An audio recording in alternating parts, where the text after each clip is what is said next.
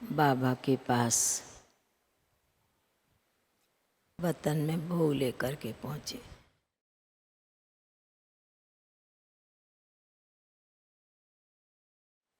आज जैसे ही वतन में बाबा के नज़दीक पहुँची तो बाबा जाते ही बड़ी मीठी दृष्टि से, बड़े प्यार से मुस्करा रहे थे। तो मैंने बाबा को कहा कि बाबा आज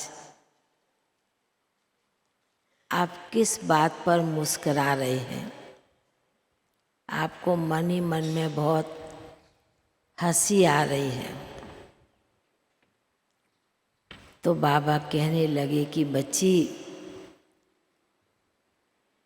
ये जो विशेष मास दुनिया के हिसाब से ये सावन का मास विशेष शिव को रिझाने के लिए, खुश करने के लिए बहुत कुछ करते हैं। बाबा की बातें मैं बड़े ध्यान से सुन रही थी। तो मैंने फिर बाबा को कहा कि बाबा आज विशेष कुमारियों की याद लेकर के आई हूँ और बहनों की भी याद लेकर के आई हूँ। तो बाबा कहने लगे कि बच्ची, कुमारियों की याद कहती है तो विशेष सावन मास में मालूम है कुमारियाँ क्या याद करती हैं, क्या मांगती हैं? तो मैंने कहा बाबा इतना तो हमको मालूम नहीं है। और भाई लोग भी विशेष सावन मास में जल लोटी चढ़ाते हैं, वह भी कुछ मांगते जरूर हैं और विशेष कुछ ना कुछ मांगते हैं। अर्जी शिव बाबा के आगे, भोलेनाथ के आगे रखते हैं। तो मैंने कहा बाबा आप बताइए कौन सी अर्जी डालते हैं, क्या मांगते हैं? तो बाबा कहने लगे कि देखो बच्ची, सावन मास में विशेष दुनिया के लोग भगवान शिव के आगे जल लोटी जो चढ़ाते हैं, तो भाई होते हैं जिसको नौकरी नहीं होती है तो अपनी नौकरी की डिमांड करते हैं, अर्जी रखते हैं, या कोई बिजनेस चले उसके लिए करते हैं। कुछ ना कुछ मन में इच्छा अभिलाषा रख करके मंदिर में जल लोटी चढ़ाने जाते हैं। फिर मैंने बाबा को कहा कन्याओं की बात कौन सी होगी बाबा? बाबा बड़े प्यार से फिर मुस्कराते हैं। बाबा ने कहा कि बच्ची, अज्ञान काल में कन्याएं जब थोड़ी समझदार होती हैं तो वर मांगती हैं, और दूसरा अपनी खुशहाली के लिए कुछ न कुछ मन में इच्छा रख करके चलती हैं। बाबा ये दोनों दृश्य दुनिया के बच्चों के अंदर देख रहे हैं। तो बाबा फिर कहने लगे कि बच्ची, और बहनें क्या मांगती हैं? बाबा के आगे तो सभी की अर्जी, मन के संकल्प पहुँचते हैं। तो बाबा कहने लगे कि बच्ची, बाबा के आगे बहनें क्या मांगती वो सुनाता हूँ। छोटी तो वर मांगती हैं और बड़ी घर मांगती हैं। हमें एक छोटा सा सेंटर भी जरूर मिले। तो मैं थोड़ा अंदर से मुस्कराई भी बाबा की बात सुनकर। मैंने कहा बाबा आप जानते हैं? तो बाबा कहने लगे कि बच्ची, बाप तो जानी जाननहार है ही।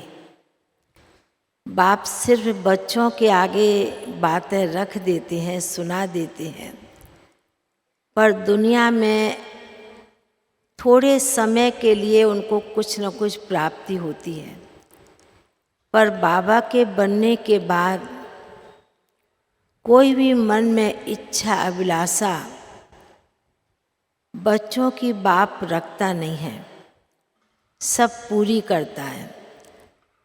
जब भक्ति में भक्त बनकर भगवान पूरी करता है और ज्ञान में चलने के बाद बाबा के बच्चे जो निश्चय बुद्धि होते हैं, श्रीमद् प्रमाण चलते हैं, आज्ञाकारी बन के चलते हैं, बाबा उन बच्चों की, उन बहनों की, उन बच्चियों की मनोकामना जरूर पूरी करता है। तो बाबा ने कहा कि इसलिए भाइयों को जास्ती नहीं होती, थोड़ी थोड़ी होती, अनेक प्रकार की।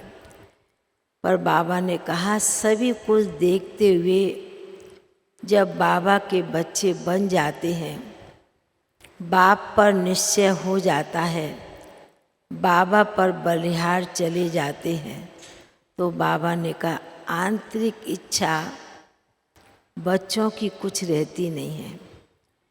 क्योंकि बनने के साथ बाबा बच्चों की हर प्रकार की आशाओं को पूर्ण करते ही है।